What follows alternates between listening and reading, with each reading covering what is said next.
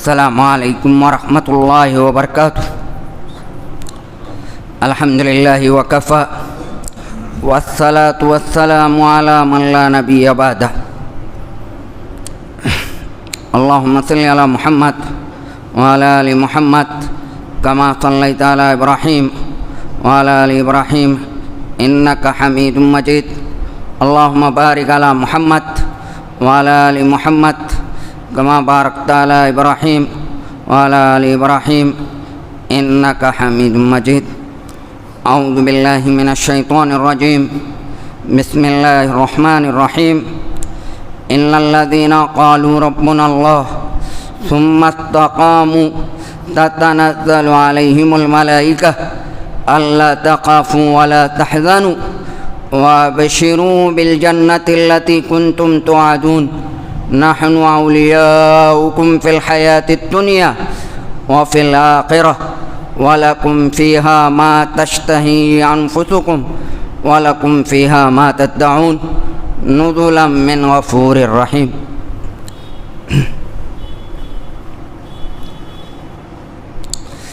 یہ سورہ فصلت کی آیات نمبر 30 یا 32 ہیں۔ یہ دنیا دارالعمل ہے، ابتلا اور آزمائش کی آماجگاہ ہے۔ عالم برزخ عالم آخرت کا ایک حصہ اور اہم مرحلہ ہے، اور عالم آخرت دارالجزا اور دارالقرار ہے۔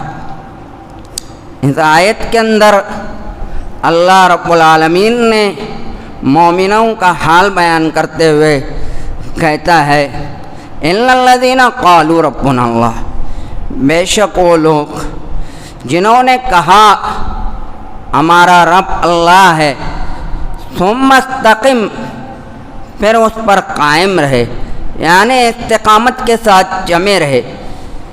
یعنی جو لوگ اللہ کو ایک مانتے ہیں، معبودان باطل کا انکار کرتے ہیں، اور سخت سے سخت حالات میں بھی اللہ کی توحید پر قائم رہتے ہیں، اور اس سے ذرا بھی انحراف نہیں کرتے، نہیں ہٹتے، اور اس کی توحید کو یعنی اللہ کی ربوبیت کو، الوہیت کو اور اسماء و صفات کو مانتے ہیں، اور اس صرف ایک اللہ کی عبادت کرتے ہیں، اور اللہ کی وحدانیت کا اقرار اس کی تمام شرائط کے ساتھ کرتے ہیں، پھر اس پر قائم رہتے ہیں، تو ایسے لوگوں پر کیا ہوتا ہے؟ تتنزل علیہم الملائکہ، کہ اس پر ملائکہ نازل ہوتے ہیں۔ اب کس وقت نازل ہوتے ہیں وہ بات الگ ہے۔ اس لیے استقامت کیا چیز ہے؟ استقامت کس کو کہتے ہیں؟ استقامت یہ ہے کہ اسلام کے اوامر اور نواہی پر، یعنی اسلام نے جو حکم دیا ہے اس پر عمل کرنا، اور اسلام نے جن چیزوں سے منع کیا ہے اس سے باز آنا، اور پھر احکام و فرائض اور سنن اور مستحبات کو بجا لانا، محرمات حرام چیزوں سے اجتناب کرنا، اللہ کے نبی صلی اللہ علیہ وسلم کی سنتوں کو اور آپ کے اخلاق کو اپنانا، یہ استقامت کہلاتا ہے۔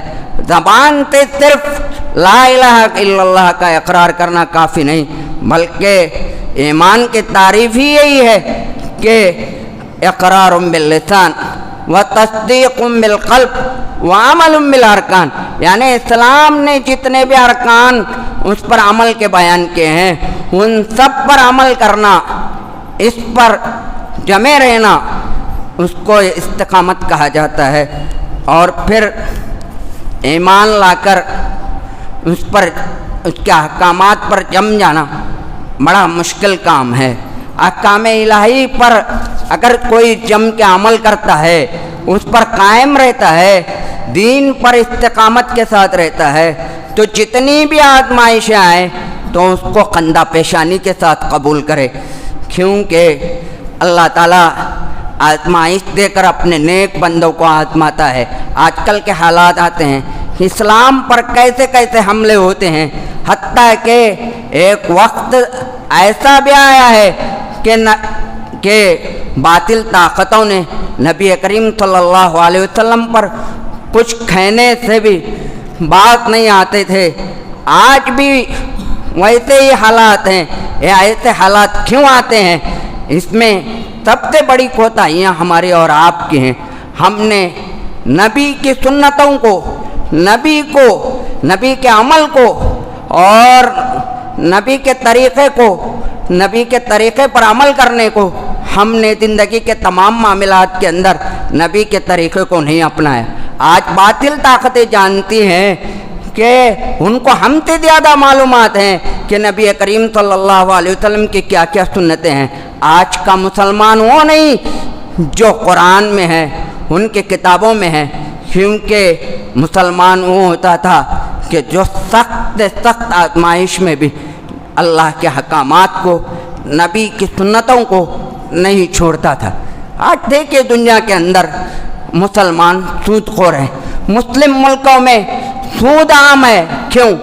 اللہ نے قرآن کے اندر سود کے بارے میں، سود کو حرام قرار دینے کے بارے میں اتنی آیات اتاری ہیں کہ اللہ نے خود سود کی مذمت کرتے ہوئے فرمایا جو سود کا لین دین اور کچھ کرتے ہیں وہ گویا کہ اللہ اور اس کے رسول کے ساتھ جنگ کرتے ہیں.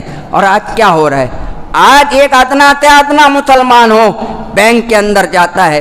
ضروریت اور رخصت کی بات الگ ہے، لیکن جس چیز کو معاملات کے اندر اللہ اور اس کے رسول کے ساتھ جنگ قرار کہا گیا، آج مسلمان اسی کے اندر پڑا ہوا ہے.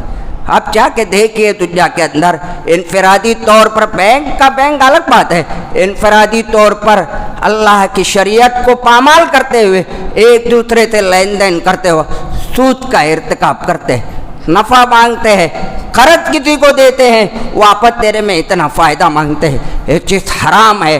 اسی لیے اللہ رب العالمین نے یہاں تک کہ صاف صاف فرمایا ہے کہ جو قرآن اللہ پر ایمان لاتا ہے اور اس کے احکامات پر عمل کرتا ہے اور اس پر جم جاتا ہے تو وہ کیا کرتا ہے؟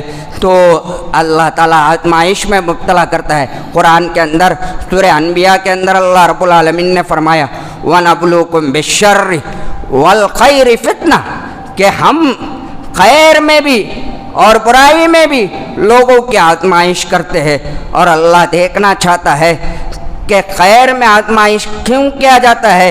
کہ اللہ دیکھنا چاہتا ہے کہ انسان شکر ادا کرتا ہے یا پھر احکام الہی سے اعراض کرتے ہوئے کفر پر آمادہ ہوتا ہے. اور شر میں آزمائش اس لیے ہوتی ہے کہ انسان اللہ دیکھتا ہے کہ انسان صبر کرتا ہے یا پھر شکوہ شکایت، جزا و فضا یا بے صبری کا مظاہرہ کرتے ہوئے فسق و فجور میں مبتلا ہوتے ہوئے احکام الہی سے اعراض کرتا ہے. اسی لیے حالات ہم پر کیسے بھی آئیں، خوشحالی آئے یا پھر رنج و غم یا کوئی پریشانی ہو یا احکام الہی پر عمل کرنے میں دشواری کا سامنا ہو، تب بھی ہمیں دین پر استقامت کے ساتھ عمل کرنا چاہیے. اسی لیے ان پر عمل کرنے سے، استقامت کے ساتھ عمل کرنے سے کیا ہوتا ہے کہ ان پر فرشتے اترتے ہیں. امام ابن کثیر رحمۃ اللہ علیہ فرشتوں کے اترنے کے بارے میں بیان فرمایا کہ کہتے ہیں کہ جانکنی کے عالم میں فرشتے آتے ہیں اور مومن بندوں سے کہتے ہیں اللہ تخافو کہ مت ڈرو ولا تحزنوا اور نہ غم کرو وابشروا بالجنۃ التی کنتم توعدون اور تم کو بشارت ہو، خوشخبری سنو اس جنت کا جس سے تم سے وعدہ کیا جاتا تھا. اور پھر کیا فرمایا نحن اولیاؤکم فی الحیات الدنیا کہ ہم تمہارے دوست ہیں دنیا میں بھی آخرت میں بھی، اور تمہارے لیے وہاں وہ ہے وہ جو تمہارا جچھا ہے، اور تمہارے لیے وہاں جو کچھ بھی ہے جو تم مانگو، اور تمہارے لیے جو بھی تم مطالبہ کرتے ہو، جو کچھ بھی تم مطالبہ کریں گے ہم وہ تم کو عطا کریں گے۔ وَلَكُمْ فِيهَا مَا تَدَّعُونَ، اور وہاں جو بھی مانگو گے اس کو دیں گے۔ نُزُلًا مِّن غَفُورٍ رَحِيمٍ، مہمانی ہے اس بخشنے والے کی طرف سے اور مہربان والے کی طرف سے۔ خلاصہ کلام یہ ہے کہ ہم پر کتنی بھی آزمائشیں یا پریشانیاں یا مصیبتیں آئیں تو ہم دین اسلام پر مضبوطی کے ساتھ عمل کرتے ہوئے، استقامت پر قائم رہتے ہوئے، عقیدہ توحید پر اس کے ضابطوں کے ساتھ اور سنت رسول صلی اللہ علیہ وسلم پر عمل کرتے ہوئے اللہ کی طرف لوٹنا ہے، اور ایمان کے ساتھ نیک عمل کرتے ہوئے اس دنیا سے ہمیں رخصت ہونا ہے۔ اللہ تعالیٰ مجھے بھی اور آپ کو بھی نیک عمل کی توفیق دے، جب تک زندہ رکھے، دین پر قائم اور دائم رکھے، آمین۔ وصلی اللہ علی نبینا محمد وعلی آلہ وصحبہ وسلم تسلیما۔